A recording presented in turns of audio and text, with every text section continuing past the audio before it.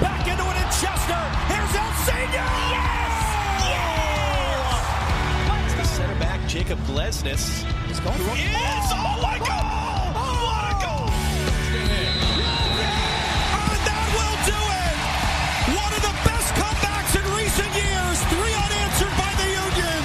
And they go into the Gold Cup break, winning it 3. Hello, welcome to the Free Kick Podcast. My name is Todd.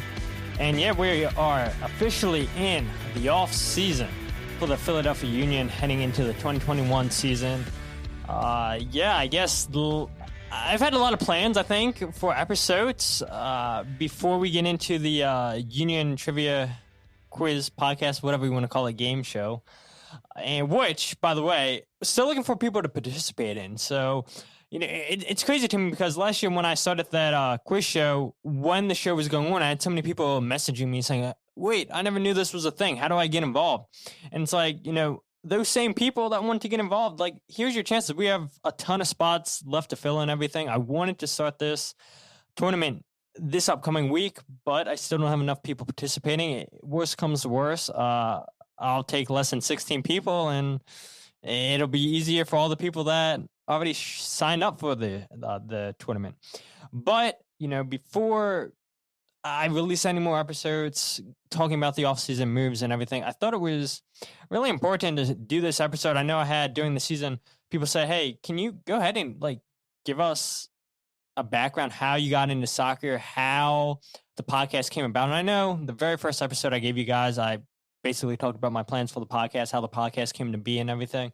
But I guess people wanted more in-depth things from me, and that's exactly what I'm going to do. So this person joining the podcast today who's going to take over hosting from me, not forever, just for this episode. So it's going to be weird, me getting interviewed on my own podcast. This is a guy who I've been dying to get on the podcast. I think I'm over 100 episodes now, maybe close to, definitely over 200 episodes. Definitely over 200 episodes all time with the podcast. This is a guy who, without him, the podcast would not be a thing. This is one of my best friends. This guy knows everything there is about podcasting, I feel like, and he might say, nah, there's so much I don't know. He knows so much about producing, and that guy is my very good friend, Brad Fehr. So, Brad, thank you finally for coming onto the podcast. How have you been, man? Good, man. Been doing all right. In the throes of, new fatherhood. So, we've been dealing with, a baby who we're not used to and is, has interrupted our sleep patterns that we've had, for the last, 30 years or so. And so, but other than that, man, a little sleep deprived, but doing well. Absolutely. I love, obviously people can't see us because obviously it's an audio only podcast, but loving the beard and everything. I know I commented on it before we started recording and everything. And just super excited and everything. And I felt like, there's nobody else I feel like that should host this podcast, talk about this episode than yourself, because like I said, without you, there would be no podcast. And we can get into, how we came to meet each other and everything, how you helped start this podcast and everything. So I don't have anything else to say. I will go ahead and let you now take over hosting duties, and I'll answer the questions as best as I can. So the floor is yours, Brad. Do whatever you want with the show. Sounds good, man. And I think the podcast might have definitely have still started and had been a thing, but whether or not it would have been what it eventually became, who knows? There's a lot that we can get into. So let's start, man. Who is Todd Lewis? What's Todd's background? I guess everyone who listens to this podcast already knows who you are to an extent, but maybe not so much about, where you got into soccer, when you got into soccer, I know you've made it known that you live in Maryland, but maybe, where you've grown up, where you grew up playing, all that good stuff. So, where are you from, Todd? Yeah, definitely from Maryland, Harford County. I've said that multiple times on this podcast, the same place where Cole Turner, number 13 for the Philadelphia Union, is born and raised, still living in Harford County. And to see him make his debut with Montreal Impact, that for some people, I feel like they're like, no big deal. But for the first kid in Harford County to play professional soccer for the Philadelphia Union. I thought that was a pretty big deal. And it still grinds my gears a little bit, that I feel like granted, yeah, DC United's, I guess, technically Maryland's market. But Maryland, when you look at Maryland sports and everything, you look at the two football teams. You have Baltimore Ravens, and then you have the Washington football team, which everybody calls them now today. And the Washington football team, I feel like once you get past, once you start getting into Laurel and everything, which is right outside of DC, right off of 95, I feel like that's where all your DC United fans are, where all your Washington football teams are. So between Laurel and then above that, so going north and everything, Baltimore and everything, that's where obviously your Ravens fans are and everything. And I'm not saying the Union have to go and advertise in Baltimore County, Baltimore City. That's fine. They don't have to, because I know there are some people in Maryland that want their own MLS team and everything. And I've said on another podcast before that I was like, yeah, even if Maryland gets their own MLS team, I don't care. Philadelphia Union until I die. That's my team. And yeah, it would be a lot more convenient, right? If a team started in Maryland right outside of Baltimore City, maybe in the city, who knows where they would put a team. Yeah, it'd be a lot more easier for me just to drive on 95, go down there. But nah, I mean, if that does happen, which who knows what the future looks like with that. It feels like MLS is always adding teams. But nah, it's Philadelphia Union until I die. But going to back to my point, I would love to see the Union just advertise more to Harford County. Like, from where I live, it's an hour away to Chester. It's not bad at all. Literally, all you do is hop on to 95, where Cole Turner is from, Churchville. He's like 7 minutes from the 95 exit. It's not that far at all. Like, it's super easy to get from Harford County up to Chester. And I feel like the Union, because they have a player that plays from Maryland, I feel like they could advertise a little bit more. But maybe they will. If Cole Turner gets a shot, makes a name for herself, then maybe like, okay, yeah, let's take advantage of this market. Because I know, talking to people on Twitter, meeting people online, I was like, oh wow, seeing people listening to this podcast that also live in Maryland, not including my family that's listening to the episodes. I'm like, okay, yeah, there's obviously Philadelphia Union fans that live in Maryland. And there's a lot of Philadelphia, or just Philadelphia sports in general. Yeah, people who are fan of Philadelphia teams that aren't even necessarily in Pennsylvania or Maryland or even in the Northeast. I mean, I'm in Tennessee, and I work with a guy who's, I guess his dad is from Philadelphia, but he's a big fan of all the Philadelphia teams. I've been trying to get him on the Philadelphia Union bandwagon, considering he's a fan of all the Philadelphia teams, but I think it's more of trying to get people on soccer, into MLS and into soccer in general. Yeah. Yeah, and I'll wear my Union gear all the time. I mean, I'll wear it to the gym and everything. And yeah, I notice people look at me like, Philadelphia Union, what is that? So like, if an opportunity comes about where I can talk about the Philadelphia Union, I am going to try to get those people on board to become a fan of the Philadelphia Union. And yeah, there's definitely a market down here. That's just the point I want to make. There's definitely a market down here, and I've learned that through this podcast and everything, or even just driving about. I've seen people with Maryland license plates and Philadelphia Union decals on the back window and everything. So I don't know, maybe the Union aren't aware of that. Maybe they are. Who knows? But I would love to see them take advantage of that. But going back to your original question, just how I got into soccer and everything and all the jazz. I mean, in 2006, the England national team was playing Portugal, I believe it was. Was the World Cup in 2006? Yeah, the World Cup in 2006. So I wasn't playing soccer at the time, had no clue what soccer was. And I know I've said this story before and everything, so if you've heard it before, sorry, you're going to hear it again. But yeah, I mean, just turning on the TV, I believe ESPN had the rights to the World Cup back then, and had nothing, like no idea about soccer. I had no clue who Wayne Rooney was, had no clue who David Beckham was, who Cristiano Ronaldo was. Like, it was all foreign to me. But just listening to the commentators talk, they kept talking about England. They kept talking about how David Beckham, how Wayne Rooney, how Gary Neville, how Rio Ferdinand, and so on, all play for Manchester United, or used to play for Manchester United. I'm like, okay, well, they keep saying Manchester United. They keep talking about this England team, and I guess I'm going to become an England fan. And that's basically how I got into soccer, just watching the World Cup in 2006 during a 4th of July party. I turned on the TV. I was like, oh, well, I don't know what I want to watch, but this looks interesting. It was a good game. And yeah, just super, super easy how I got into soccer. And then in 2007, everybody knows David Beckham moved to LA Galaxy. And I was like, okay, well, I remember watching that World Cup in 2006. Let me go ahead and check out MLS. And so from a year from watching the World Cup, where you're watching the highest of the highest players and you're watching the Premier League, which is such a big league in the world, and then to go watch MLS in 2007, I was like, yeah, watching the World Cup, watching the Premier League, this is pretty terrible. And I can see why now people don't like soccer. I was like, but I'm still going to like soccer. I'm just not going to watch MLS. So I took a 10-year hiatus from watching MLS, and 2017 turned it on. And I think the Union were playing Philadelphia.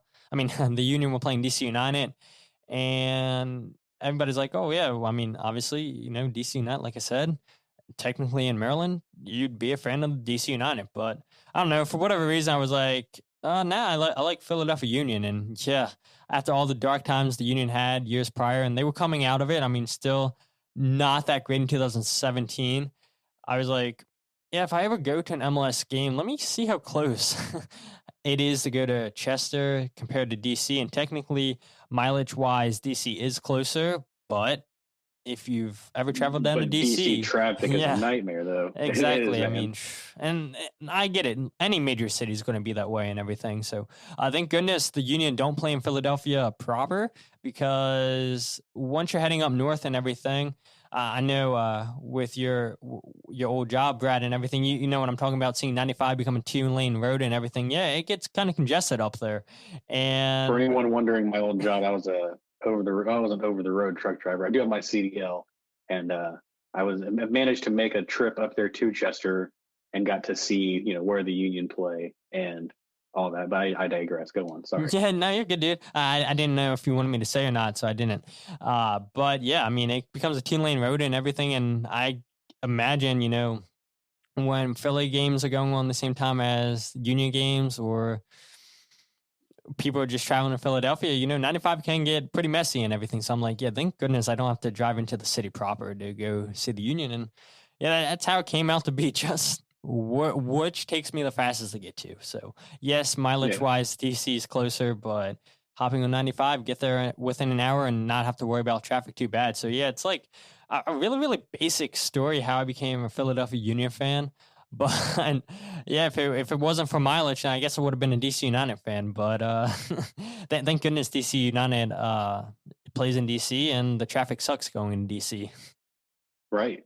Now, so going back to that World Cup in 2006, and what sports were you a fan of before you actually watched that game, and why was it that, like, what was it about soccer when you watched it? You know, England. Who was it? England was playing and Portugal. In Portugal? Yeah. So compared to what, you know, the sports that you're, because I know you're an Orioles fan. I know you're a Steelers fan also, right? Yeah. You are a Steelers fan? Yeah. So, you know, what was it about soccer that got you into it? Because I'm assuming after you got into soccer in 2006 and whatnot, then you started playing. Yeah, I mean, so I'll dive into that question second. But yeah, I mean, you're right. Orioles and the Steelers, football and baseball, and that's really the only two sports I paid attention to growing up. I played baseball my whole life. Absolutely hated it. And same. You know, it's funny how that works out, right? I was not a fan of playing baseball. Yeah, definitely. And it goes to show I was probably the worst player on the team. They put me in right field. Yeah, sounds about right. Sounds about right, yep. Yeah, for, you know, when you're growing up playing T-ball and everything, you're sitting in the infield building dirt piles and everything because people can't hit the ball that far. And then when you go out in the outfield, you know, people really don't have the power to hit it out there. And unless you get one of these kids that you're like, yeah, this guy's played baseball his whole life. So oh, yeah, like it's usually the coach's son. Yeah, exactly. And that's when you get action out on the outfield. But yeah, playing baseball was not enjoyable. I remember my coach was like, yeah, Todd, you know, more than likely you're going to strike out. And so just go up there and bunt. And so just go up there and have fun, Todd. He's like, if you can draw a walk, great. And the one thing I've had is speed. And so anytime that I would get a walk, or I think probably throughout my baseball career, I played T-ball up until I was like 13. And I'm 24, so do the math. 2006 is when I got into soccer, so I don't feel like doing the math right here. You guys can do it at home. Yeah, we're still playing baseball back then. And yeah, I absolutely hated it. I probably had 7 hits from playing T-ball all the way up to age 13. In my baseball career, absolutely hated it. Always went out to the outfield. Put Never me a at line drive. Yeah, exactly. Put me in second base occasionally. I remember one game I played catcher. I was like, what am I doing playing catcher? I'm this frail kid playing catcher. I was like, no. Why am I playing catcher? I absolutely hate it playing baseball. And so just watching football and baseball on TV, I was like, well, this is something else. This is another sport I can try to get into. And yeah, I mean, the big stigma around soccer is, oh, it's boring. There's not enough scoring. Well, if you watch the Premier League, I feel like it's a lot more tactical and everything in these other leagues in Europe where you watch MLS. Look, MLS Cup final between the Crew and Seattle, 3 goals the Columbus scored. And I know years past we've seen it go into penalty kicks. I know we've seen the score be like 2-1 and everything. It's been really, really tactical games. But I feel like this year, I mean, we've seen a lot of high-scoring games. I mean, just look at the Philadelphia Union. 5 goals against Toronto, 3 goals against DC United. 2 goals. I guess the games against New England were tactical because we've seen them 6, 7, 8, 9 a zillion times. So they knew what to expect. But yeah, I think MLS, there's a lot of goal scoring and a lot of back and forth. And I know everybody says, oh, terrible defending in MLS. Oh, you won't see this in Europe. But yeah, a lot of times you do see a lot of mistakes in the European leagues, but it doesn't get talked about enough because it's European. It's the best leagues in the world. But now, I mean, there is definitely high-scoring games a lot of times in MLS, and you can get those tactical battles and everything. 5-0 win over Toronto FC was clear example. Yeah, it is an excellent example, and so I mean, yeah, just watching the World Cup, a lot of tactical games and everything, a lot of snooze fest back then, because when you get into the knockout rounds in the World Cup, it's once you lose, you're out of the tournament. And even when you're in the group stages and everything, you're trying to get the most points as you can and everything. So I feel like a lot of times managers are overthinking, where in a regular season, you have 34 regular season games. And okay, if you lose one, no big deal. Now we'll go out and adjust and let's just try to outscore the opponent. And MLS in 2007, once I watched it, it was pretty bad. I mean, tactically, the players weren't as good.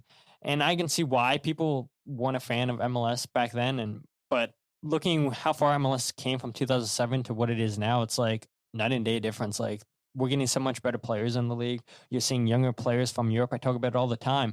Want to come over to MLS because they didn't get a chance in Europe, and now they want to fix their career and get another chance to go to Europe. And I don't know. I guess just because it was another sport, I was like, let's just check it out. And I got hooked. And after I got hooked watching it, then I started playing FIFA. And FIFA started teaching me a lot of knowledge about teams, about tactics, about different players and everything. And I was gonna say, who says that playing video games isn't good for you? Right? Yeah, Look, man, that's what I told you. A couple of weeks ago, I've been playing FIFA a lot just because I've been trying to understand the sport more from like a technical standpoint, from rules standpoint, because I didn't get into soccer in general until working on the podcast.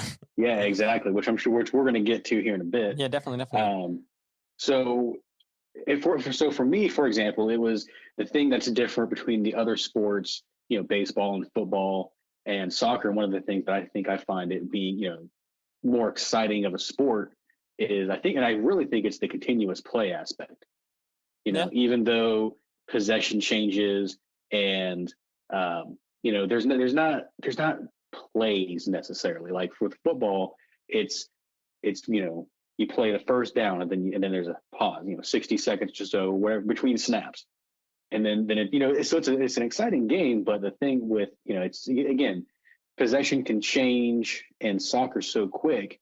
And things can happen so quick, especially when you have a good game, you have good teams playing. I was going to say there's more. I don't think intensity is the word I'm looking for, but just consistent excitement, if you will. Yeah, there's no constant pauses where in baseball, once you get your 3 outs and you go to the bottom of the top of the order and everything, and you're waiting for a little bit. If the ball goes out of play in soccer, you're still going. Like, the only stoppage that happens is when there's an injury or until you get to halftime or the end of the game. In football, there's constantly stoppages. In basketball, there's constantly TV timeouts. Yeah, in soccer, there is no TV timeouts. So that is one good aspect of soccer. I think, like I said, playing baseball, I absolutely hated it. So I couldn't hit. I could steal bases and I could play defense pretty good.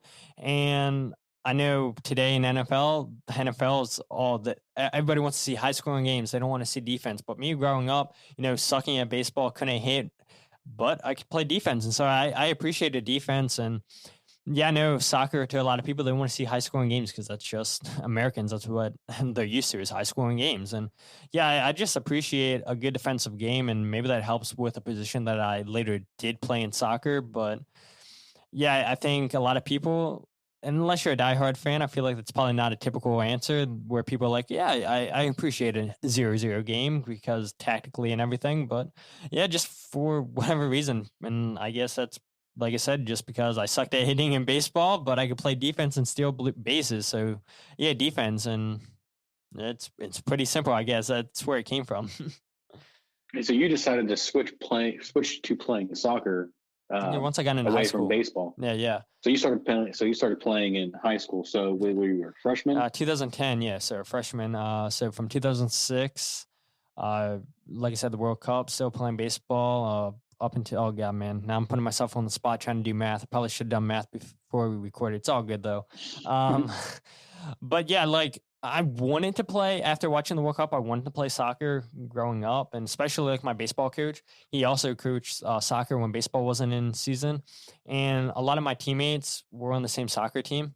And I was like, yeah, I suck at baseball, so maybe I won't suck at soccer if I get into this. But yeah, my mom, and not trying to throw shade, definitely not. She wanted me to play baseball, and that's, I'm not going to tell people, listeners, I'm not going to tell people how to raise their kids. But at the same time, too, like, if your kids want to play something, like, why not let them try? Now, granted, I know my mom's reasoning was, there's a lot of traveling in soccer and everything. It's a lot of commitment and everything. And she wasn't sure if she can commit to that, where baseball, it was just local.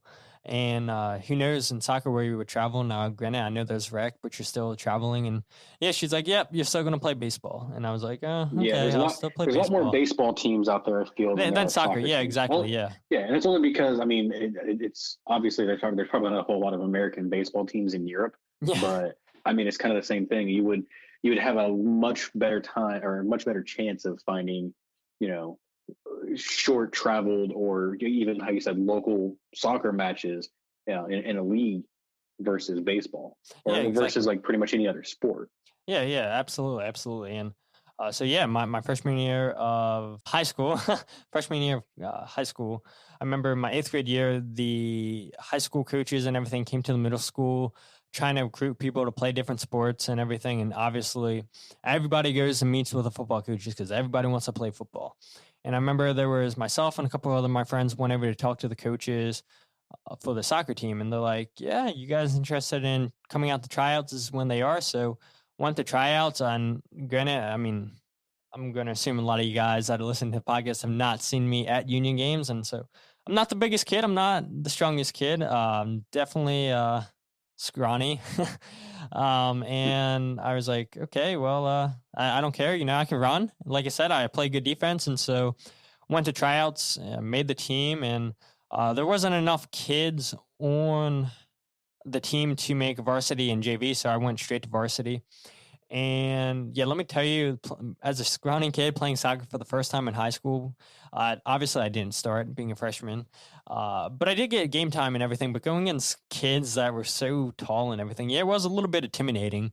And it was a good experience for me and everything, I think, playing soccer for the first time in high school, where all these people I feel like that are playing have played soccer throughout their life. And so they knew the fundamentals and everything. I knew the fundamentals from watching the game, from playing FIFA, but my first time kicking a soccer ball with other people that were playing soccer was not until my freshman year of high school. So I remember eventually, like throughout the season, we eventually did get a JV team. So they put me down in JV, and I just remember the coach didn't know where to play anybody. Like he's like, okay, we'll play you here this time for a couple minutes, and you switch up here. And so, yeah, I remember playing as a forward. I remember playing as a center back, as a left back, as a right back, in the midfield. I played all over, but the goalkeeper.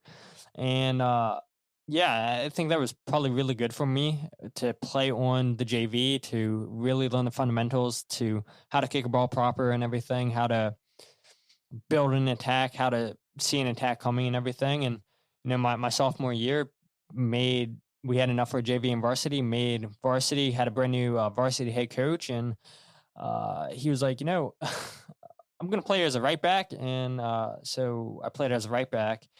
And for whatever reason, I don't know. I guess I stopped trying in practice and everything. And I lost my starting spot for the rest of the year and everything. And I remember our playoff game, sitting on the bench and everything. It was snowing.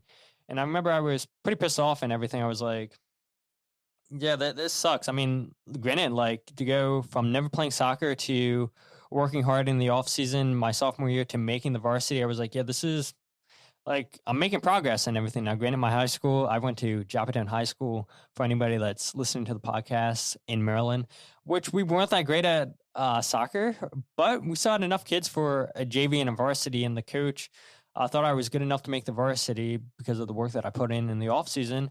And yeah, for whatever reason, I mean, I just stopped trying, I guess, in practice, stopped taking it serious. And rightfully so, the coach took away my starting spot and everything and didn't see it back until the following year, my junior year. And I was like, yeah, like, I don't know what I was doing. I was like, okay, I guess I was like, yeah, I'll never get down to JV because I'm better than any of these JV kids and everything. And I was like, yeah, like the first game of the season, I have a starting spot and I worked good in preseason. And yeah, that gets taken away from you very, very quickly.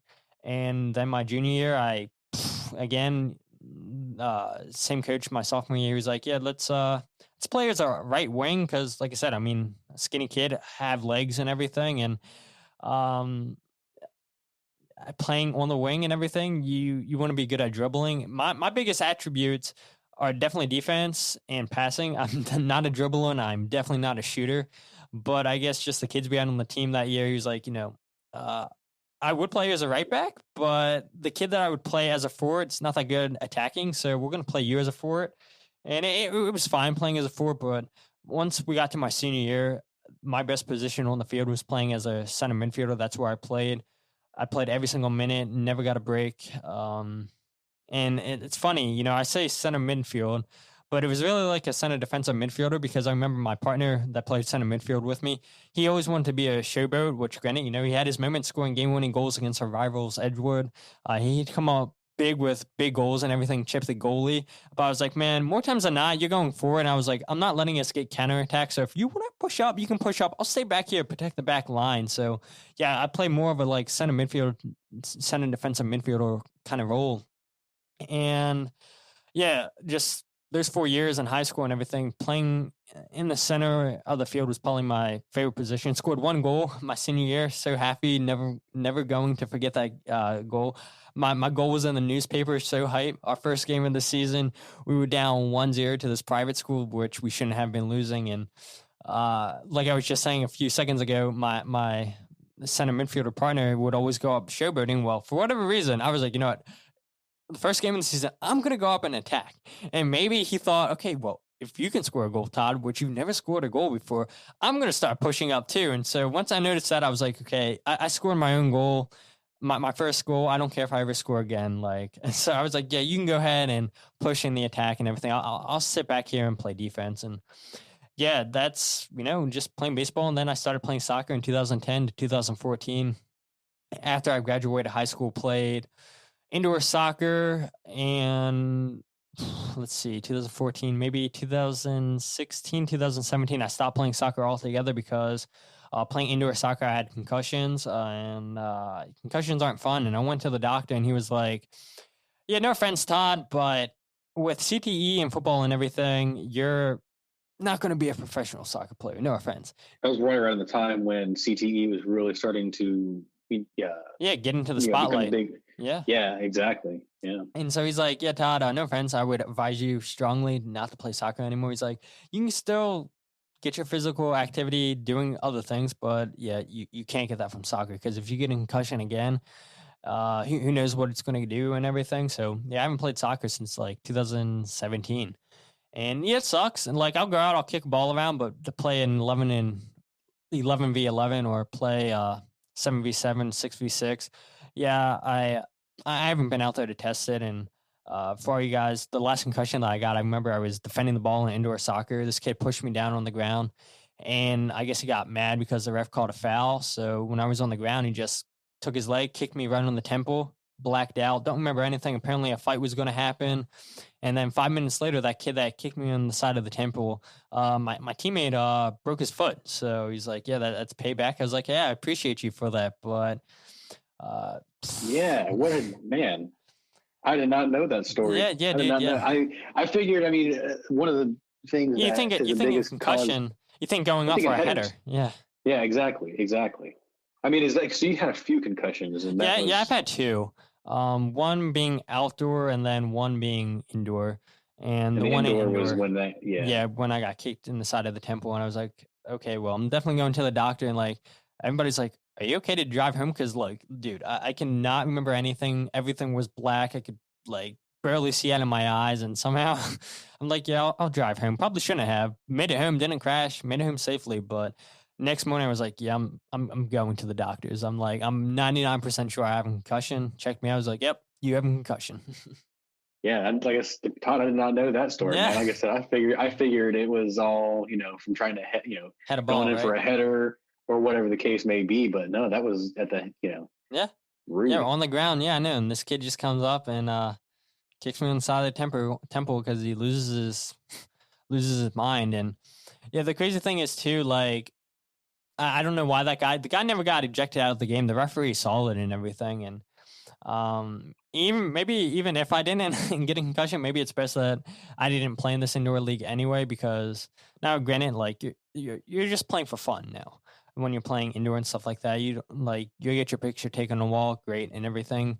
But still, at the same time, I feel like the referees should take the game serious, even though you're not really playing for anything. So like when somebody gets kicked on the side of the head, like, yeah, you should definitely do something about that. Just not play it off like nothing happened. And then, like you said, yeah, my teammate broke his foot, and then a big fight was about to break out. And that's when the referee's like, okay, yeah, we can't be having this. Okay, yeah, we can't be having a fight, but we can be having somebody get kicked on the side of the head. Got it. So, yeah, it's probably best I don't even play in that league anymore. So, yeah, absolutely.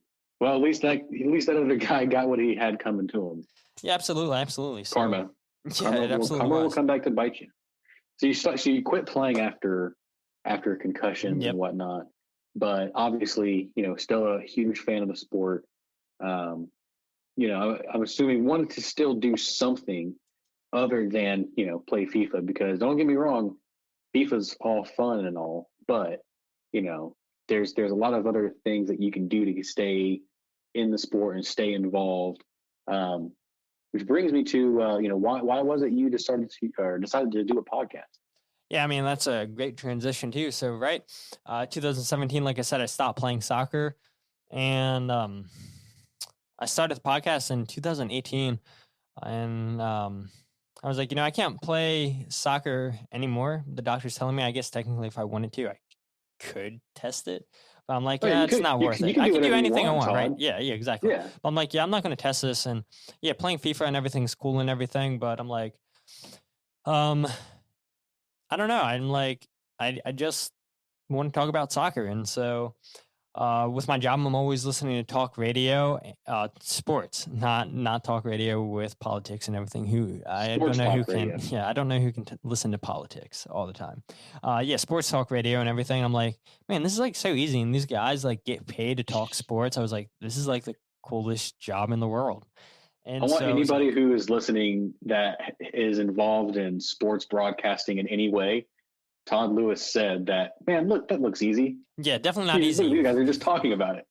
That was before you started doing a podcast. Oh yeah, absolutely. Like, man, you just hop behind a mic and you just talk. You do your research, you watch games and everything. You come into the studio and you talk, and yeah, that's a How easy hard can 4 that minute. be? Yeah, exactly right, and that's so easy.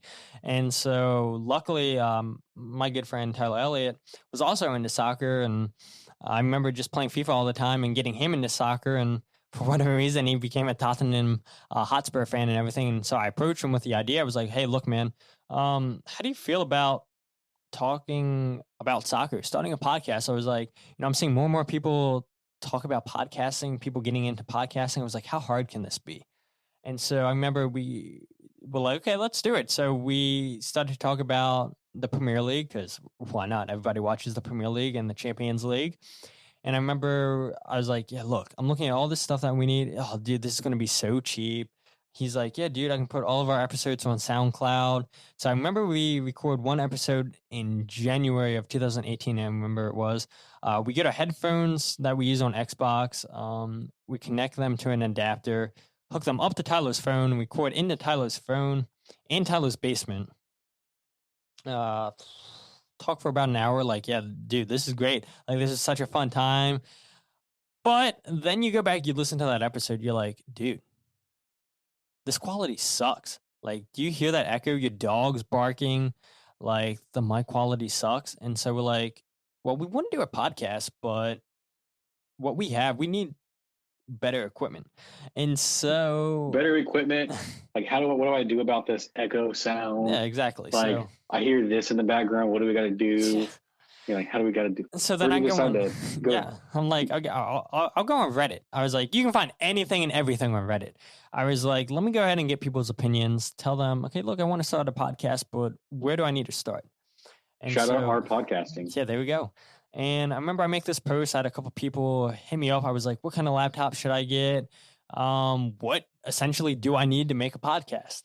And so I had a couple people hit me back with links and everything, like, oh, you should get this and everything. And I was like, okay, cool, thanks. But then the person that just kept messaging me and everything, I don't even remember really why we kept talking back and forth, but we did. And that person was Brad, and he reached out, saw my posts and everything, and he was like, yeah, I'm gonna help you out. And so Brad sends me a whole bunch of links on Amazon or something like that, and it's like, yeah, this is everything that you need to do. And I don't know if Brad offered at the time to edit the podcast, or if that just came later down the road for us talking and everything. But every link that Brad sent and everything, I was like, okay, I'm going to get this. We stayed in contact.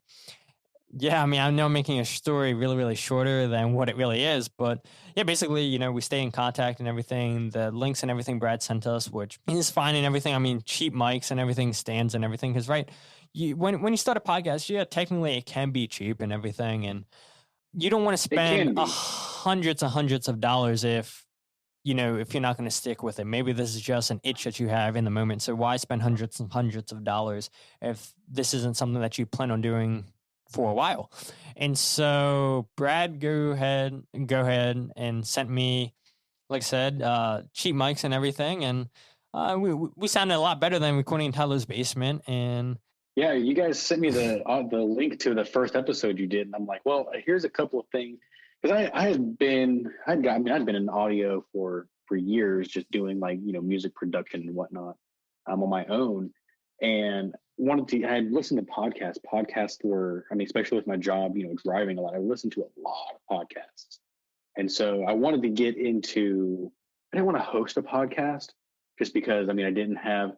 If I had an idea of what kind of show I wanted to do, I hadn't quite figured out exactly what I wanted to do, but I never really wanted to be on the microphone anyway. Well, now you are. But I wanted to. Well, here we are.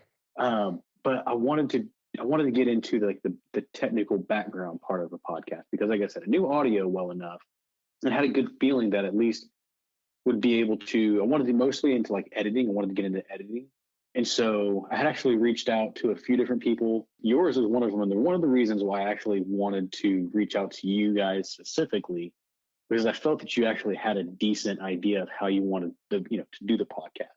A lot of folks, they decide they want to do one, and there's not really a lot of direction. We're going to talk, we're just going to hang out, and we're going to talk about like pop culture and movies and games. And it's just it's mostly just, friends hanging out, yeah, and recording it. and you had us very specific, like, I want to cover soccer. I want to cover the Premier League and the Champions League, and we're going to cover the World Cup. And this is what I want to do. And I'm like, you know what? Like, I can probably help this guy out. And at least, if anything, help, get the equipment that you need for what it is that you want to do. And, provide at least help show you how you need to do the podcast, and then offer to at least help put together a general format as far as the software that's needed, and how you, with an intro, and come in with how you introduce the show, and transitions, and how you go from one. That was mostly you going, how you actually, I guess, show run your podcast. But the technical background, that I had coming into it, I figured it'd be able to help you guys out, at least getting your foot in the door. And then, we became friends. We started, communicated a lot more, and kind of just started becoming friends even beyond the podcast. And decided, I was having a good time with it, because I wanted a project to kind of get my foot in the door, as far as getting experience goes. What better way to get experience in doing something that you want to do than to just dive in? So as much as you wanting to get into the podcasting scene as a hobby, me coming in to help you guys out on the production end was kind of the same thing. Coming into dive into this hobby that I'm interested in. And yeah, man, like for the first several episodes, it was you and Tyler were recording in your basement, and you guys would do all the, in my opinion, the hard work of paying attention to games and figuring out exactly how you wanted to do each episode, and all that, and you guys would send the audio over to me, and I would kind of take it from there.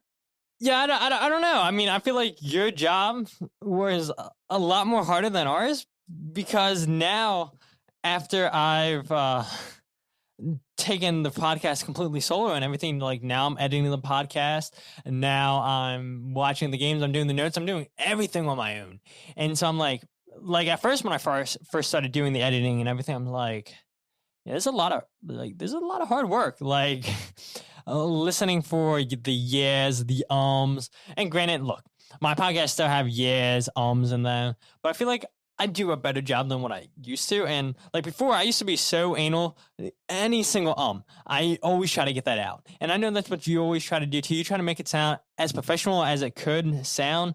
And then as I've been continuing this podcast, just myself and everything, I'm like, yeah, okay, yeah, maybe now I can agree with you that editing isn't too bad. But at the same time, I'm still not doing anywhere as much work as you were editing. Oh, yeah. Well, like I said, I say you guys had the harder job. You got to remember, I also did have experience with, just audio production in general. So, especially like using the software that is used on the show, which, I guess behind the scenes stuff, you're using Propeller Head's Reason 10 as your main audio workstation as far as building the episodes out. And then you're using it's Isotopes RX, or you're on RX6 or RX7? Yeah, 6. It's RX6. They have RX7 out there now, but yeah, you're using RX6, which is an interesting little fun fact. They use that on post-production for, TV shows and movies and all that, such as Game of Thrones and whatnot. That's actually one of the things that sold me on the software. But anyway, so I already had experience using a lot of that stuff, and it was mostly just a matter of learning editing and, and how you said it, stuff with a lot of the crutch words or the ums and stuff like that. Only if it was easy, if it was an easy little grab, But the difference between, unless you have a guest on your show, is I also had two of you, two separate audio tracks, and if you guys had a guest on, that was a third separate audio track. So it can definitely be a challenge, but I definitely think pretty quickly we got our footing under us as far as how we were going to do every episode, where it became a pretty well-oiled machine, in my opinion. Yeah, me too. And and especially, I was going to say, man, you guys would knock out episodes, and you'd have the audio over to me, and I would do my thing to them. And it would take, I mean, from, cleaning up the audio, background noise. I don't know if anyone who has been listening to this show from its very inception, Todd, was it 2 fish tanks you guys Yeah, 2 had fish between? tanks, yeah. Man, that fish tank sound, once that was the bane of my existence. I'm like, man, all I can hear is fish tank. And then eventually we figured that part out. I think that was when we started using RX6 because it was able to strip all that background noise out. Crazy. And Yeah. like, not to brag or anything, but like, these aren't like, these cheapy softwares and everything. I mean, like Brad said, Game of Thrones is using RX to edit their episodes. So you're looking at products that cost $300 plus. And so that was money that I didn't have to invest myself because Brad was kind enough, already had both of these softwares. Because like you said, I mean, you already into like creating music, you already have a background in this and everything. So when Brad said, hey, look, I got these softwares that can make your audio boom, like sounds so good. I'm like, yeah, I'm all for it. And then Brad was kind enough to give me the login information to where eventually when Brad stepped down, I mean, now granted, we're still friends. Like you said, we became friends, better friends, during the show and everything than when we first met and everything. And Brad was kind enough to teach me the ropes and everything, how to edit the show on my own and everything. And yeah, it's funny. I go back. That was once you decided to, that was, you were moving from doing the Premier League show, which, I mean, there's a lot of stuff. There's a lot that went into that show itself, the Premier League, the Champions League, there's so many different things that, that go into a podcast that you don't initially think about. One of the things being like cover art, right? Yeah.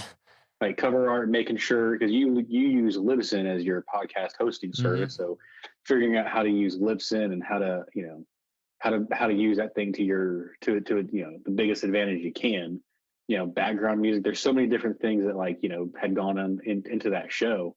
Okay. Yeah, I was going to say, I mean, look, 2018, when we started this podcast, once we were done the World Cup, which we can talk about that here in a second, which was insane covering the World Cup.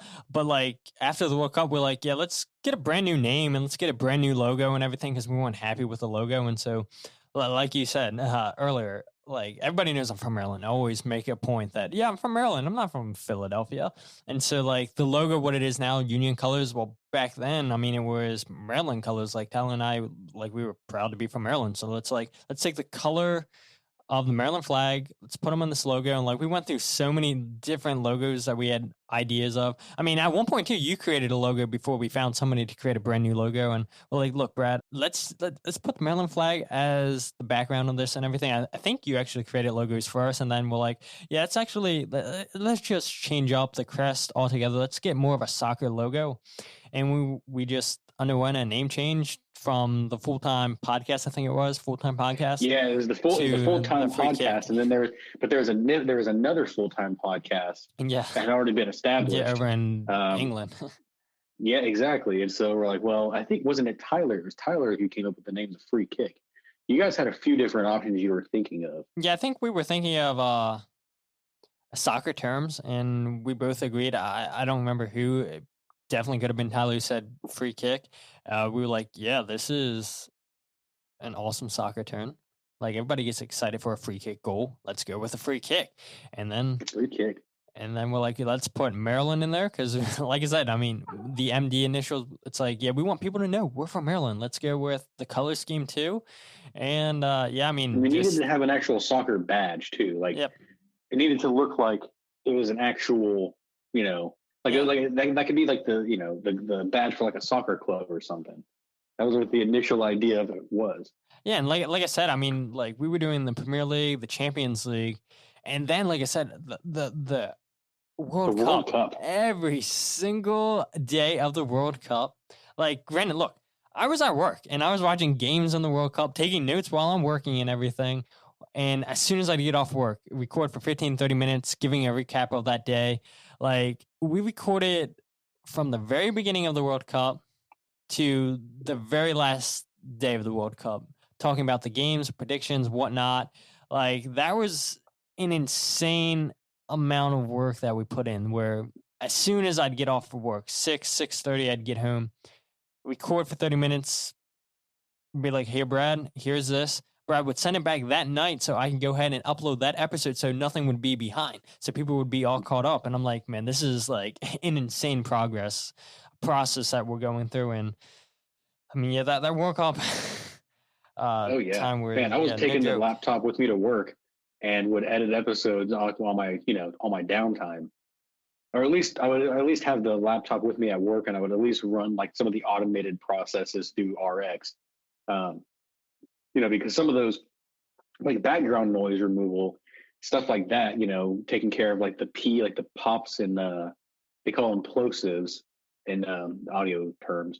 But anytime, like B's or P's or T's and stuff like that, make like stuff like that you can remove through RX's like automated features. Some of those can run for, depending on how fast the computer is. I mean, they can take 30 minutes or more to run definitely. everything. And so, yeah, man, doing work like that while I'm at work on my downtime, and then if I had time to be able to do it, getting some of the editing done and putting the episodes together and put the intro into it, put some music in there as like a little musical break that was at one point part of the podcast, where Tyler would read off all of the where you can find us on social media, all the social media handles and whatnot. That was an interesting part of the show at one point. But yeah, man, and every day, what was it, 5 days a week, at least 5 episodes a week that we were doing? Dude, I think it was 7. The workout was happening every single day. So yeah, grinding it out every day for about a month. Yeah, I mean, it was good times and everything, and I definitely had a fun time watching the World Cup. Luckily, neither one of us got in trouble for you editing the podcast at work, me watching games while working. So we were able to take notes and we were able to get everything we needed done. But yeah, I mean, it was just insane. And I mean, basically, we come to where we are today, where Tyler eventually moves up to Delaware with his girlfriend. You just new job and everything. Like, hey man, look, I'll show you what I did and everything, but I believe in you. Yeah. You've got this. You can edit the podcast on your own and everything. And I'm like, yeah, I mean, just talking about the Premier League and everything, the Champions League, everybody's doing that. It's dragging. I'm like, let me do something that I'm passionate about. Let me talk about the Philadelphia Union. Yeah, there's a couple podcasts out there, and I'm like, how can I make my podcast better, stand out compared to all the other ones? Yeah, we had a few conversations about that actually before you actually did make the decision to, completely rebrand the show. You guys had decided you were going to follow the Philadelphia Union, and you became fans of it for about, I think you became friends or fans of the Union for at least a year or so before you actually did make the change. Is that am I thinking of that correct? Yeah, I mean, 2017 is when I got into the Union, but really started paying attention to them in 2018. So right when we started this podcast. That was the year the podcast started. Yeah. And that's how you said. I mean, there's so many podcasts that do cover the Philadelphia or the Premier League and Champions League and all the European leagues and whatnot. And it can be difficult, at least trying to build a community around something so vast. Yeah, absolutely. And you had already gotten into the Philadelphia Union, and it was sort of local. I mean, even though you don't live in Philadelphia, you're not far away. Easier for you to build a community around. Yeah, absolutely. I mean, Philadelphia Union. Look at all the guests I've had on the podcast and everything. Now with us, we were able to go to 6 games this season in person, meeting some of those people that listen to this podcast in person. Yeah, I mean, it's cool. Like the people that were listening in England when I was doing the Premier League podcast, how many people am I going to meet over in England? How am I ever going to meet any of these people? Probably not. How am I going to build a connection with them? Some of them, yeah. I mean, look, even doing what I didn't even mention. I mean, when we were doing the Premier League and the Champions League, doing the London Underground, like these grassroots soccer teams over in England and everything, becoming friends with some of the managers of these railroad club soccer teams where, these guys, they work for a railroad, and then when they're not working, they're playing soccer against one another.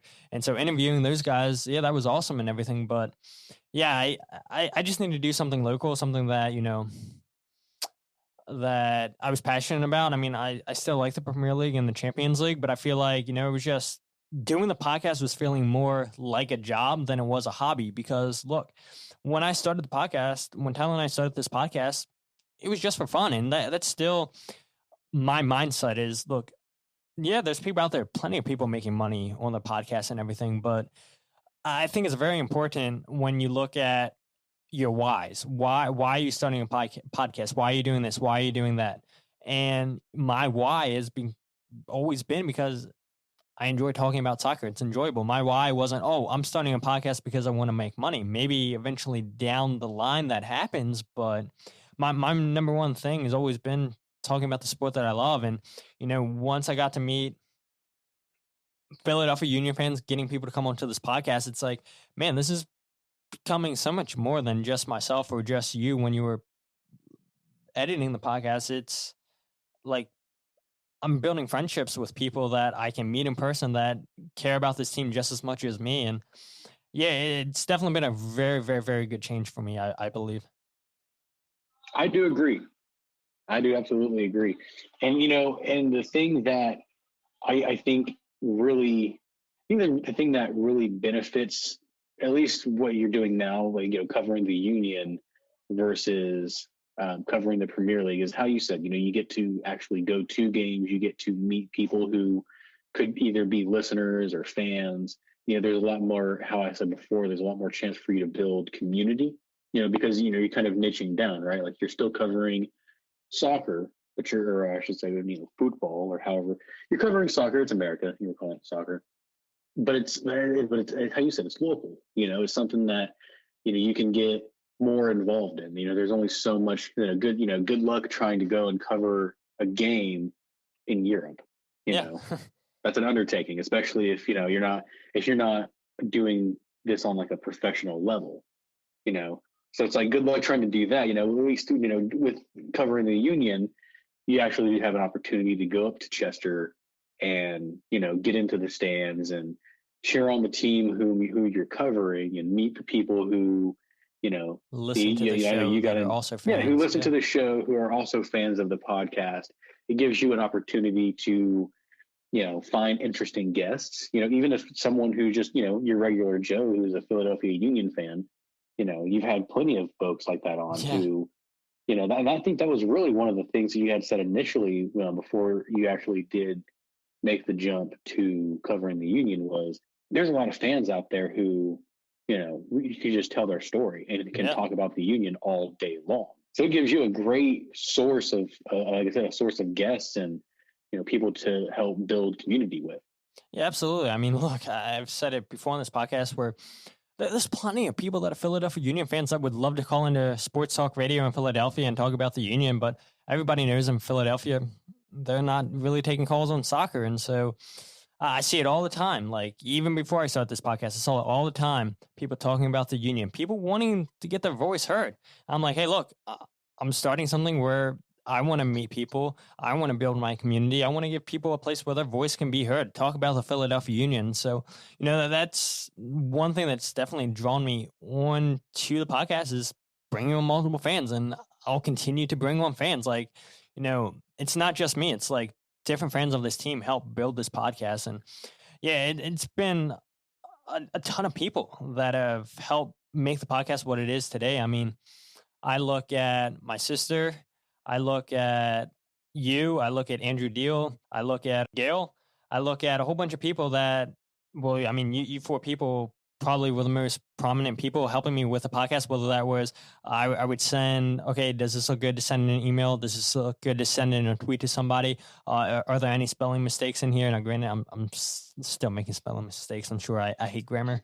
Or, Andrew Deal designing the website, you finding people that are willing to create the logo, you editing the podcast with the Champions League, the Premier League. Like, I feel like I have a really, really good group of people that I can rely on that gives me great feedback and honest feedback where they're like, hey, look, if something sucks, like, you're not afraid to say, I wouldn't do this. Like, yeah, that, like, there's been plenty of times where, you said something and I'm like, oh man, I don't really like Brad saying this. And then I'm like, oh, I'll give Brad a snippy response back. But I'm like, after a few minutes, I'm like, yeah, Brad does have a good point there. Like, Slack was so huge for us using just sending clips of the podcast, sending, hey, we want to put this in the podcast. We want to put this interview in there. And now just the equipment I have now, like it's so much easier just looking at the way we used to do things for the podcast, where now how we do it now, it's so much easier. And like I said, I mean, just having you four people just help me without this podcast, I mean, it definitely wouldn't be what it is today. Yeah, I hear that, man. And especially, I mean, and it's funny, like I know exactly what you're talking about. There's a few things where I wouldn't say we didn't butt heads on, but I had my opinions and was adamant about them. One of the big things was Twitter, because you weren't a big Twitter person at all. No. And I'm like, man, you got to be out there. Like, you got to, there's the union Twitter is out there. You got to get involved in some union Twitter. And I mean, yeah, social media sucks, but I mean, it depends on what you follow. Twitter can be a huge dumpster fire if you're following dumpster fires. Yeah, absolutely. But if you stick to what it is you're trying to use it for, and yours being, again, building community and, having conversation. I mean, there's so much conversation happening on Twitter that never even sees the light of day on the show, because there's too much, there's too much happening. But B, I mean, it just gives you, there's so many people that I feel like that you've met through. Yeah, whether it's doing the quiz, whether it's being getting people to come on just to tell their story, meeting. I mean, look, all these people that I've had on as guests, I wouldn't have met them if it wasn't for Twitter.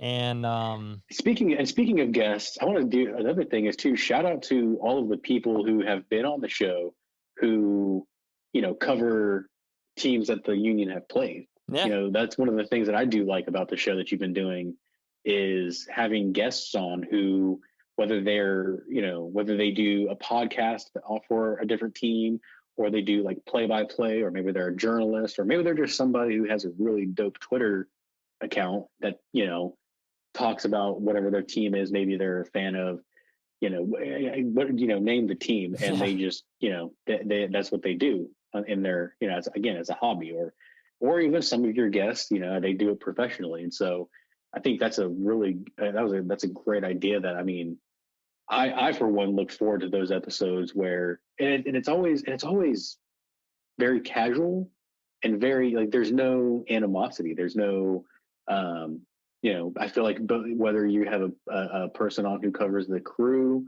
or you have a person on who covers Miami, or whatever the case is, I mean, it's a friendly conversation. Yeah, I feel like everybody walks away from it feeling good about it. And, you're not there to bicker or to trash like on the your other team person's sucks. team. Yeah. You're not trying to, like, yeah, exactly. It's a good conversation. And, so yeah, shout out to those people who have been on the show, because I'm sure, oh man, this could be intimidating, is what they might think, and I have to go on there, and clearly the Union are going to smash us, but how am I going to try to, talk, how am I going to try to cover my team and give them at least the best outlook that I can give them? So I'm sure it's intimidating for people coming on to an opposing team's, to opposing team's show. But yeah, man, that's one of the things that I do like about what you're doing is, you're not just building a community, maybe an echo chamber of just Union fans. You're also bringing in other people to, discuss, whether you're discussing the games or discussing things that's happening in the league with, going on in the news. It's expanding the community outside of just the Union. And I think it's one of the things that can help grow the sport in general is, again, you can have friendly rivalries and whatnot, but there's also, we're all a fan of the same sport. We're all a fan of MLS and what we're trying to grow here in this country, at least, because it's, unfortunately, it still isn't, a very popular sport here. Like I said, I have a friend at work who, man, you're a fan of all the Philadelphia teams, but you just can't get behind the Union. They're the only team in Philadelphia that's actually having a winning season. So I think what you're doing is, especially having not just, Union fans on, but fans of other teams as well, or people who cover other teams. I think that might be one of the things that you do that, you have a leg up with when it comes to the other Philadelphia Union podcasts. Yeah, I definitely appreciate that. And just try to stay professional, right? Like we can have a good time, and everybody likes having a good time. But at the same time too, you want to keep that professionalism. Like you said, I mean, bringing on, whether it's Brad Feldman from New England, whether it's Chris Doran or Jordan Angeli from Columbus Crew, like, this is their jobs. They cover these teams. They have no idea what they're walking into. Like, they're taking a risk, honestly. And coming onto this podcast, they don't know if I'm bogus. They don't know if this is just somebody trolling them. They have no idea what they're walking into. And I really do try to do a good job keeping it professional. And yeah, hopefully people that listen, people that come on as guests and everything feel like, we're just sitting down talking soccer, but at the same time, like they can feel the professionalism behind it. So that's been one of my goals. And I mean, I guess I'll go into some other goals and everything. I know you didn't ask that, but I'll go into that if you don't mind, and I'm sure the listeners don't mind. But like, if I'm being honest, like short-term goals, like, look, another thing going back to what we argued about, you're like, man, look, well, maybe not arguing, but you're like, oh, this is what I would do. You're like, man, you got to start a website. Like, people, like, you look a lot more professional if you have a website. And you're like, man, you need to write articles. And so I think I wrote like 2 articles. I'm like, man, I hate this. And like a short-term goal, I would love to have people come and write for the podcast. And granted, I'm not paying anybody because, dude, if you look at the amount of money that I put into the podcast, like I said, I mean, when Tyler and I first started the podcast, $50 at most, we started the podcast. And now when I look at it, paying for Lipson every month, paying for the equipment that I have now, I am well over $2,000, I'd say. And like I said earlier, I'm very, very grateful that you given me access to Reason and RX, because that's $300 plus for one of those programs. Oh, and yeah. So, well, yeah, Reason. I mean, I bought Reason just because, again, I mean, audio production software. It's my preferred audio production software. Everyone can rail on Pro Tools and whatnot, but I prefer Reason. So that's a $400 software that I have anyway, and I still use and continue to use, and that's what we used to build the show. Like that's where all the templates are, as far as having your all your audio settings and whatnot. But one of the biggest things that you purchased though was the Roadcaster. The Roadcaster.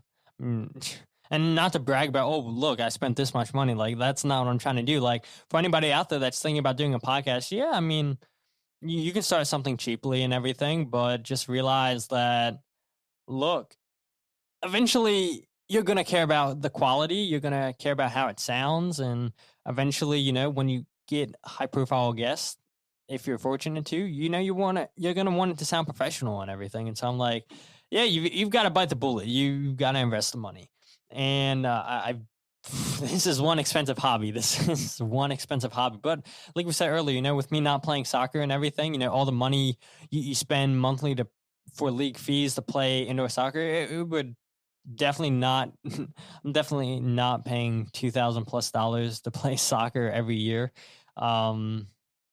Maybe like every 5 years or something. But definitely like. I'm not playing soccer anymore, and so this is something I enjoy doing, so it's something I can justify paying and everything, and I have the means to do it, and people still listen every week, and I'm not even, like, even if people didn't listen to the podcast, it doesn't mean that I'm not going to do the podcast. I'm definitely fortunate, and I'm very, very happy that people find the podcast interesting, and they take time out of the day to listen, but like I said, I mean, I would love to bring people on to write for the website, to write articles for the website. I mean, could I do it? Yeah, I could probably do it. I mean, yeah. Now, look, I mean, if there's people out there that want to become a writer, if, they're going for school or something, like you said, you took a chance with experience to just get experience, to do 100 episodes, be like, look, I helped produce this show. Look what it was before. Look what it was now. Before I took it over to after I took it over. Like, people are like, oh, wow, like you did a miracle job on that. And so like, I would love to take on writers on here that would write 1 or 2 articles maybe a week about the team, and just to get experience and everything. And yeah, maybe I should lead by example and write articles, but at the same time too, like I do try to enjoy myself, not let the podcast dictate everything that I do. Cause I mean, I can easily spend 4 to 5 hours per episode with doing the research, recording the podcast, editing it, finding clips I want to play, all that stuff. Like, it is time consuming if you want it to be good. Now, granted, if you want to just throw something out there, you can definitely do that too. But like I said earlier, like, I definitely want this to sound as professional as possible. I would love to look, you guys know I'm not the most active person on Twitter, definitely not Instagram. Like I have no clue how to make good pictures and everything on Instagram. I'm just not a creative person when it comes to art.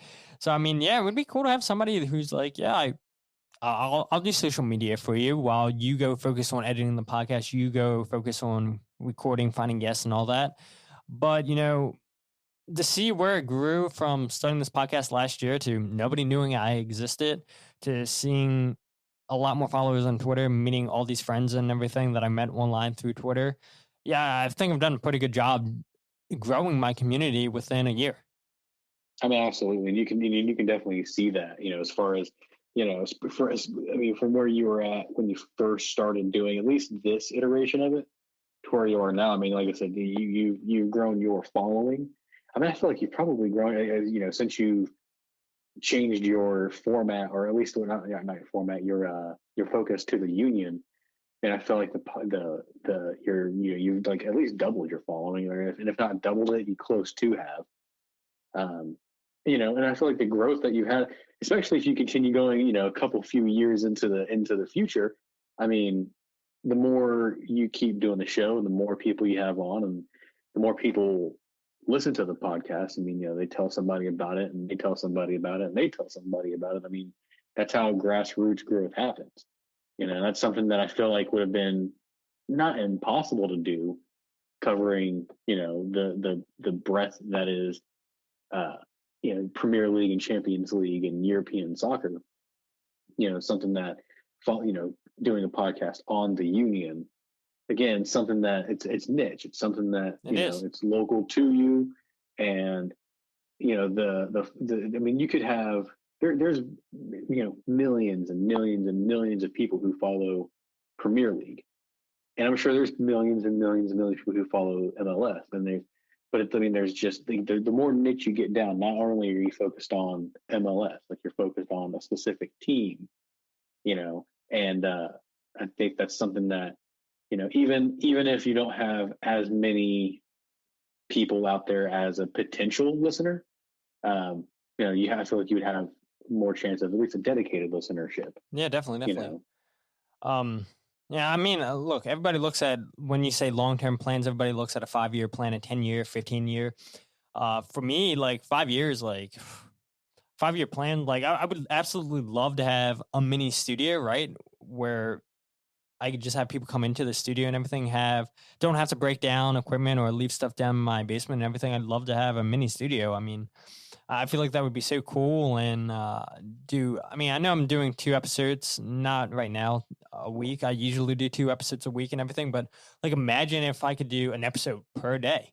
Like that would be so much cool. And eventually, turn this into something full time. Who knows? I don't know.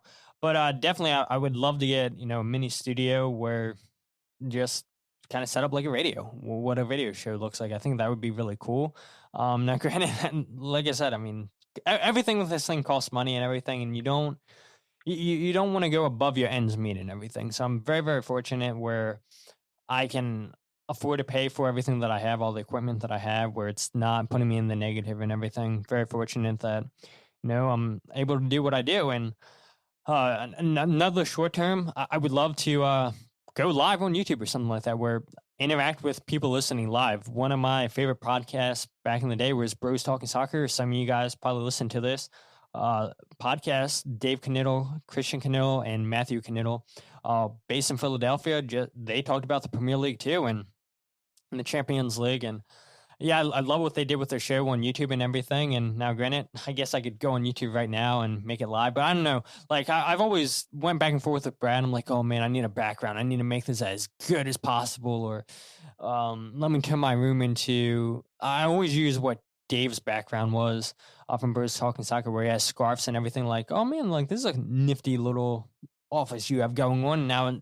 I've got to imagine Dave's office wasn't huge and everything, but I was like, yeah, this is pretty fancy and everything. So yeah, I mean, I would love to go live on YouTube and everything, where, people that still want to listen to the podcast, wherever they get the podcast, you have that option. But if you want to tune in live because, you need the Free Kick podcast, then yeah, I would love to do that as well. I think that would definitely add an interesting aspect to the show. It definitely offered new, different technical challenges. Even more so than what just doing a solely audio show, does. Especially if you're going to have the same audio, in both the podcast format as well as the YouTube show format. I mean, going live with video is definitely, like I said, new challenges for sure. But I think it would also be a very interesting thing to do as well. Yeah, I mean, like going back to Bruce talking soccer, I mean, look, when they were recording their show and everything live and everything, they had people asking them questions as soon as they were talking and everything. I'm like, how cool would that be? Or the device we're talking about that I have, the Rodecaster Pro, like this thing is so powerful. Like, I don't want to nerd out and like bore you guys to death, but like, it's so cool that I can take live phone calls on this thing. And like I said, just set it up like a radio show. Like, I have basically everything I need to be like on my own radio station. Like, yeah, it's just so crazy the equipment that they have now where you don't have to be in a radio station to do a radio show. I mean, look, with the pandemic, I don't know how they're doing things in Philadelphia or where you guys live, but here in Maryland, sports talk radio, like those guys are recording, those guys are live from their own homes because they don't want them in the studios yet.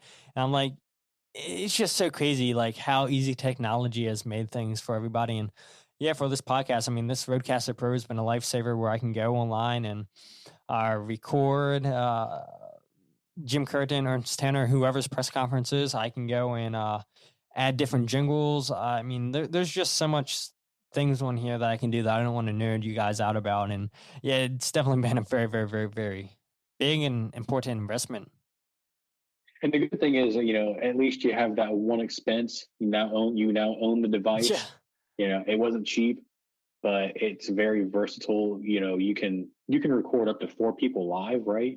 Plugged into the thing. Yeah, and then if I wanted to, take somebody on Skype, there's 5. Have somebody call in, there's 6. So, I mean, yeah, it's insane, man. Yeah, there's a. So, I mean, I guess that kind of answers another one of my questions here. What is something that you did not do this last season covering the Union that you would like to do next season? I guess you might have answered that a little bit, right? Yeah.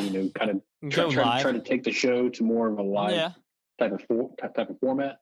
Yeah, definitely go live. I mean, who knows? Like I said, I mean, even if nobody listens to this podcast, I don't care. But I feel like there's people out there that would want to just participate live and ask questions live, and especially now with like everybody not doing anything because everybody's home because of a pandemic going on.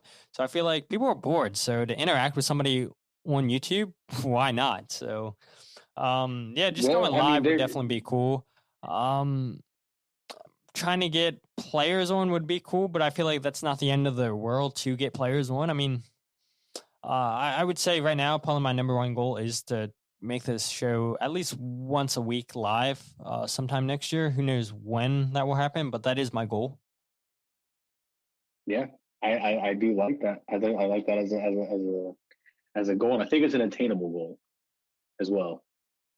Yeah, definitely. I mean, I know we talked about before this season started. We're like, man, just go to games and interview fans, and like this is all you need to go and interview fans and make them feel important. And like, yeah, I feel like that would be cool too and everything. But at the same time, like, I don't want to haul my equipment, especially in Chester, where God forbid nothing's happened to my car or anybody's car that I know of. But yeah, I would hate for somebody to take all the equipment that I have. So before anybody thinks about it, no, I'm not taking my equipment out there. So yeah. Yeah, you definitely have to have a different setup. I mean, there's ways to do it. And, and I think you before the coronavirus pandemic kind of, threw a wrench into most everything.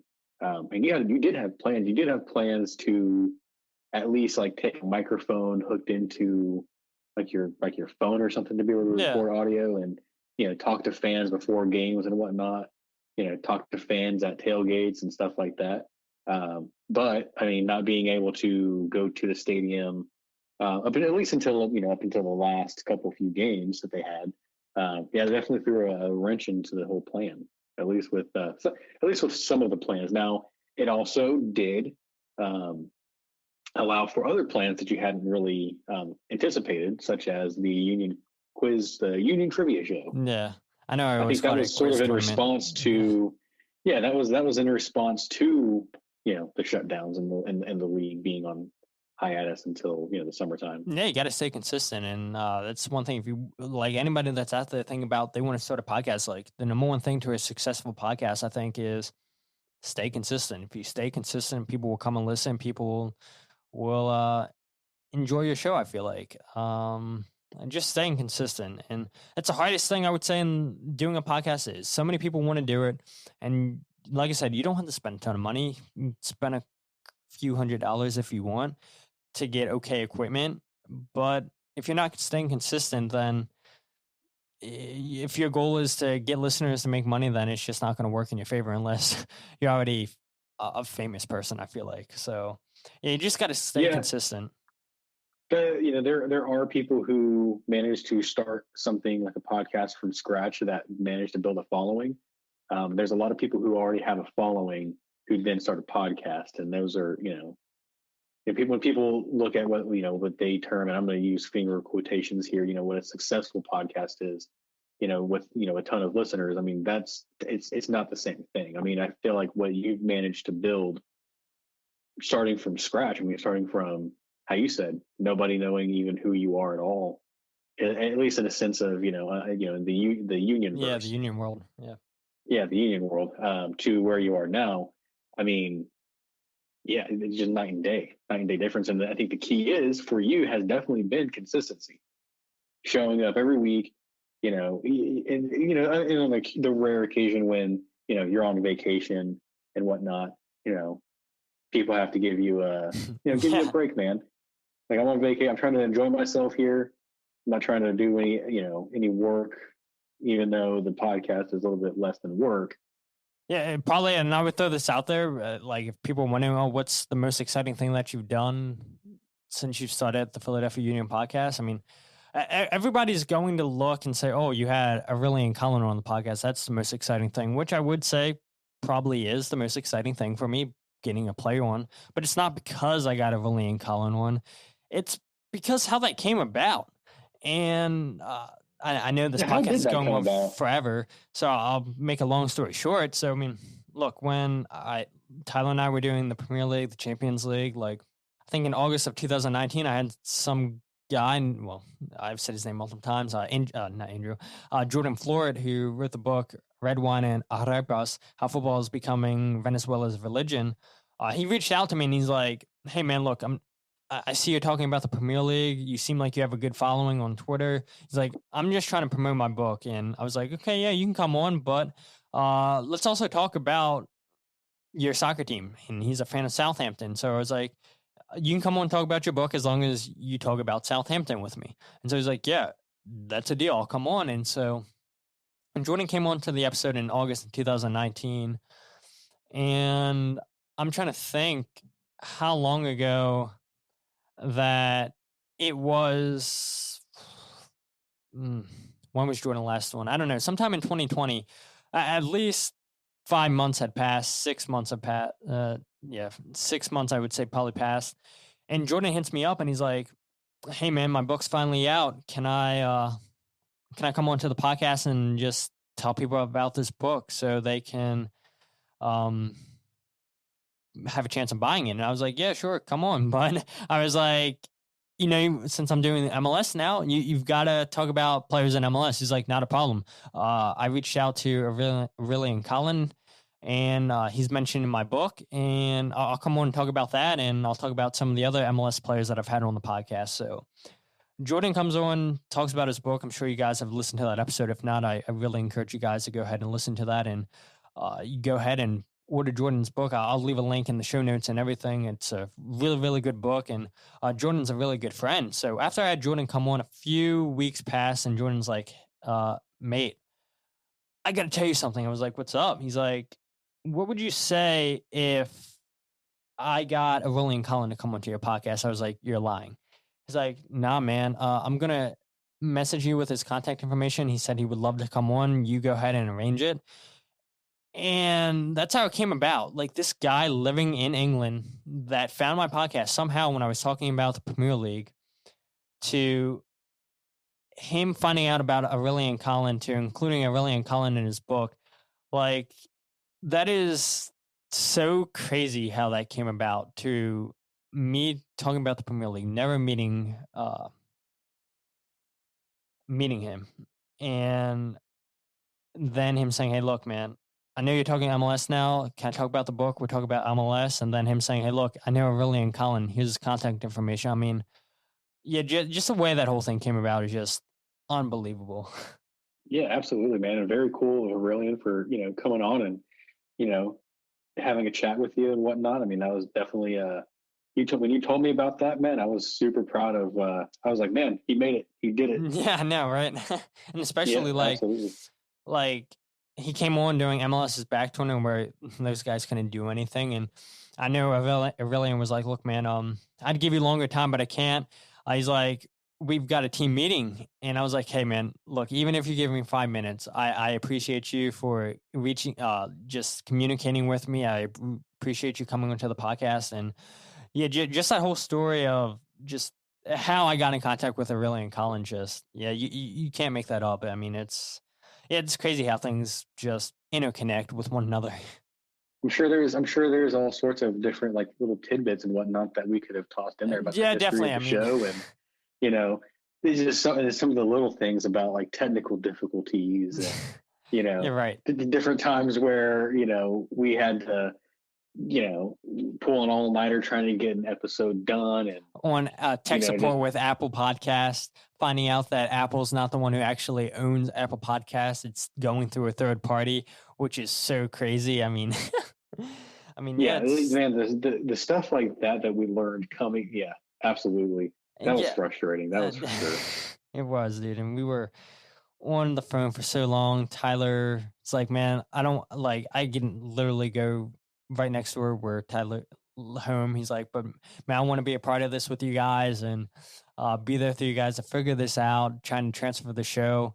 Yeah, I mean, it was so crazy. And like, this podcast has definitely had its moments where it's like, oh man, why am I doing this? Let me slam everything. Let me stop. But it doesn't feel like a job. It's a hobby. And like I said, I mean, getting to talk to so many Union fans, there's so many other fans out there that I've not talked to that I want to talk to. Yeah, I think the future is very, very bright. You're going to be able to, and you're going, you're going to be able to, especially coming into this next season. Just a big thing is staying consistent and everything, and just coming up with ideas with how to keep coming up with episodes, how to keep coming up with content, not getting people bored. And eventually it all takes care of itself. And who knows? Like I said, I mean, a 5-year goal, I would love to be in my own studio. Maybe sponsorships come into play where I'm not having to spend any more money, where, the sponsorship money will take care of that. Who knows what the future holds, really. So it's really, really exciting times. Any local Philadelphia businesses want to, get in there on that. Definitely. Absolutely. freekickpod@gmail.com. Yeah, it's freekickpodcast@gmail.com. Yeah, that's what it is. Yeah.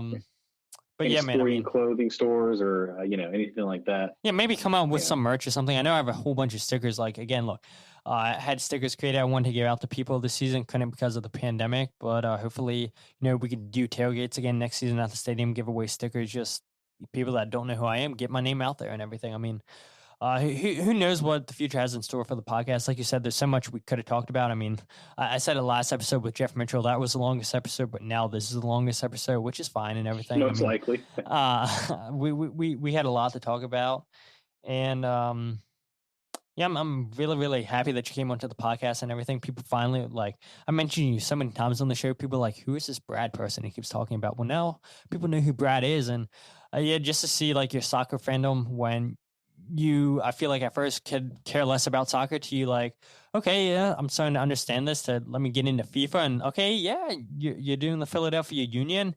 Should I be a Nashville fan? Should I be a Union fan? Yeah, Nashville's a lot closer to me than Philadelphia is, but you know what, man? I'm listening to your podcast every week. I'm going to be a Union fan. So like people like you, I mean, reaching people like you to turn them into soccer fans, to turn them into Union fans, I feel like, yeah, I feel good about that. And if I turn one more fan into it, then I feel like I've done a good job. But I feel like there's so many more people out there that I can reach, that this podcast can reach. And I know I said it and I'll keep saying it, but who knows what the future holds, but I know the future is bright for this podcast. Agreed. But Brad, I mean, it's been a fantastic time for me getting to speak to you on the podcast. And for anybody that's listening to the podcast, if you guys aren't following the podcast on Twitter, Facebook, Instagram, follow at Free Kick Pod. Check out the website, thefreekickpodcast.com. The Free Kick, Todd Lewis is where you can find the show, wherever you get your podcast. And whether or not, Brad, you want to give your social media, I mean, that's up to you. I know you're definitely not the most active person like myself on social media. So I'm definitely not the most active person on social media. But if you wanted to, occasionally I'll retweet something that I think is funny. Or maybe it's union related at Fehr's Way, FEHRSWAY. Absolutely, that's man. It. That's about where I'm at. Absolutely. Well, like I said, I mean, I really appreciate you coming onto this podcast, doing this episode with me. I couldn't have thought about anybody better to do this episode with. So you guys listen to this podcast. Here from the start. Absolutely. Like I said earlier, I mean, without Brad, I honestly believe there would be no podcast. And I'm just very, very appreciative of everything that Brad's taught me, that he has given me knowledge-wise how to make a successful podcast. And I thank all the listeners that listened to the podcast this year. You guys had no idea who I was, and you guys took a chance on me. And like you said, Brad, there's so much more we could have talked about myself, about how the podcast came to be, any troubles that we had. But when we have an episode that's an hour, 40 minutes in, it's a pretty long episode. So hopefully you guys broke this podcast in 2 days, 3 days, however long you guys didn't listen to it all the way through. Or maybe you did. If you did, hey, hats off to you. But until then, my name is Todd, and this is the Free Kick Podcast.